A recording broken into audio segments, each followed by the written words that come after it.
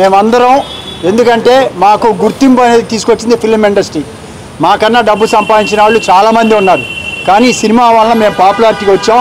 మాకు ఇంత గుర్తింపు రావడానికి కారణం ఈ ఇండస్ట్రీ కోసం మద్రాస్ నుంచి హైదరాబాద్ తీసుకొచ్చి అప్పుడు ఎలాంటి ఫెసిలిటీస్ లేని రోజుల్లో ఇక్కడ స్టార్టింగ్ చేసేటప్పుడు ఏమీ ఉండేది కాదు.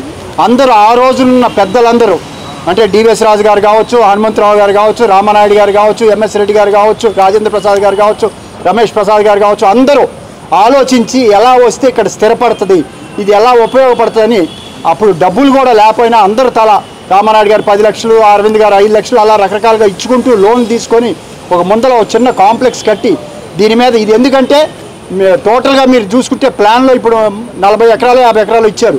అందులో సెంట్రల్గా ఈ ఏరియాని ఏంటంటే పార్క్కి ఇచ్చారో దేనికి ఇచ్చారో నాకు కరెక్ట్గా తెలియకుండా మాట్లాడకూడదు. ఇది ఎమ్యూనిటీస్ కోసం ఇచ్చిన ప్లేస్, ఇది ఈ ఫిలిం దీనికోసం. సో దీంట్లో ఇది డెవలప్ చేద్దామని చెప్పి అంచెలంచెలుగా దీన్ని కట్టుకుంటూ పైకి తీసుకొచ్చి ఇండస్ట్రీ స్థిరపడటానికి ముఖ్యమైన కారణం ఈ బిల్డింగ్ ఇక్కడ ఉండటం. అంతకుముందు ఏ షాపులు లేవు, ఎక్కడ పోవాలన్నా అక్కడికి వెళ్ళాలంటే ఎవరు వచ్చేవాళ్ళు కాదు. అటువంటి ఇది దాన్ని ఇది అయిపోయిన 5 సంవత్సరాలకి ప్రొడ్యూసర్స్ రావటం, వాళ్ళకి వచ్చిన తర్వాత ఇక్కడ రూములు లేవంటే అల్లు రామన్ గారి పేరు మీద ఒక 10 రూములు ఎగ్జిబిటర్స్ రావడానికి కానీ ఎవరైనా ఉండటానికి తలా 1 లక్ష అలా ఇచ్చి కట్టుకుంటూ వచ్చారు.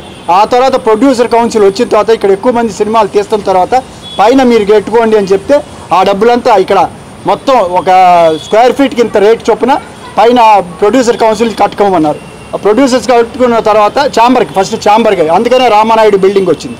ఆ తర్వాత ప్రొడ్యూసర్ కౌన్సిల్ వచ్చింది. వచ్చిన తర్వాత ఆ పక్కన వాళ్ళు సొసైటీ ఆఫీస్ కట్టుకున్నారు. ఆ తర్వాత నిర్మాతలకు ఆఫీస్ లేవని చెప్పేసి ఇక్కడ ఉన్న అల్లు రామలింగ బిల్డింగ్ పైన నిర్మాతలకి ఇక్కడ ఉన్న వాళ్ళకి లాటరీలు వేసి వస్తే తలా ఒక 8 ఆఫీసులు వచ్చినాయి. ఆఫీసులు అలా కట్టుకున్నారు. అంటే ఇండస్ట్రీ స్థిరపడటానికి ముఖ్యమైన కారణం ఈ బిల్డింగ్ కూడా. ఎందుకంటే సైట్లు ఇచ్చారు, కట్టుకొని ఇల్లు కట్టుకుంటే రావు కదా, ఫెసిలిటీస్ కోసం కష్టపడ్డది. ఇటువంటిది ఇది మనకు అందరికీ ఒక మద్రాసులో వాణిమహల్ ఉన్నా లేకపోతే ఏరియాలో పెట్టుకున్నప్పుడు ఇక్కడ ఇది అనేది చాలా గుర్తింపు. ఈ ఫిలిం నగర్ ఇండస్ట్రీ మొత్తాన్ని రావడానికి ఇవాళ ఫిలిం నగర్ ఒక తెలుగుది కాదు, మొత్తం రాష్ట్రం నుంచి వెళ్ళింది, దేశానికి వెళ్ళింది, దేశం నుంచి ఇంటర్నేషనల్కి వెళ్తుంది.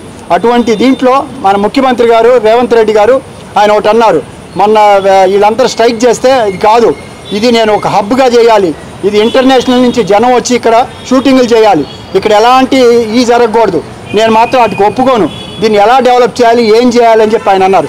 ఆయన అంత ఇది తీసుకున్నప్పుడు దీన్ని నలుగురికి ఉపయోగపడేటట్టు ఆర్టిఫిషియల్ ఇంటెలిజెన్స్ రకరకాలు వస్తున్నాయి. వీటన్నిటిని దృష్టి పెట్టుకుని ఆ రోజుల్లో దాదాపు 68 ఎకరాల స్థలం కూడా ఇచ్చారు. ఎందుకు? ప్రోత్సహించడం కోసం. ఇది పెద్ద ఇండస్ట్రీ, దాదాపు 1,00,000 మంది దాదాపు దీని మీద ఆధారపడి బతుకుతున్నారు, ఇంకా ఎక్కువే ఉన్నారు పరోక్షంగా అని. ఏదైనా దీన్ని ఎలా చేయాలి అనేది ఆలోచించి ఇవాళ కస్టోడియన్గా ఒకరు ఉండొచ్చు, అంతకుముందు పాత వాళ్ళందరూ అలా ఆలోచిస్తే ఇది ఉండదు.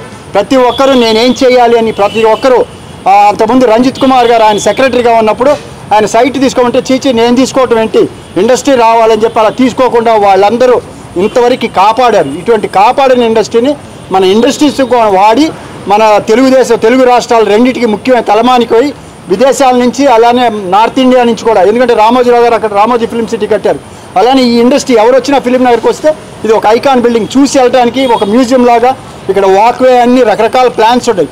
నా కోరిక ఏంటంటే అందరూ పెద్దవాళ్ళు ఎవరైతే ఇండస్ట్రీ ఇక్కడ స్థిరపడ్డా వాళ్ళ వారసులు కానీ పెద్దవాళ్ళు సినిమాలు తీసే వాళ్ళు అందరూ కూర్చొని ఏం చేస్తే బాగుంటుందని డిసైడ్ అయిపోయి దాన్ని ముందుకు తీసుకొని అందరుగా వెళ్తే మనకి మా సంతోషం, ప్రభుత్వానికి సంతోషం, అందరికీ ఉంటుంది. అంత తప్పితే మాకు వేరే ఏ పోరాటంలో దీంట్లో ఏమి ఇయ్యలేవు. దానికోసం మీ ద్వారా కూడా మేము చెప్పేది ఏంటంటే ప్రజలందరూ తెలిసి ఇది ఉమ్మడిగా నిర్ణయం తీసుకొని అందరికీ ఆమోదం తీసుకుంటే చాలా సంతోషం. Thank you. ఓకే, కిరణ్ గారు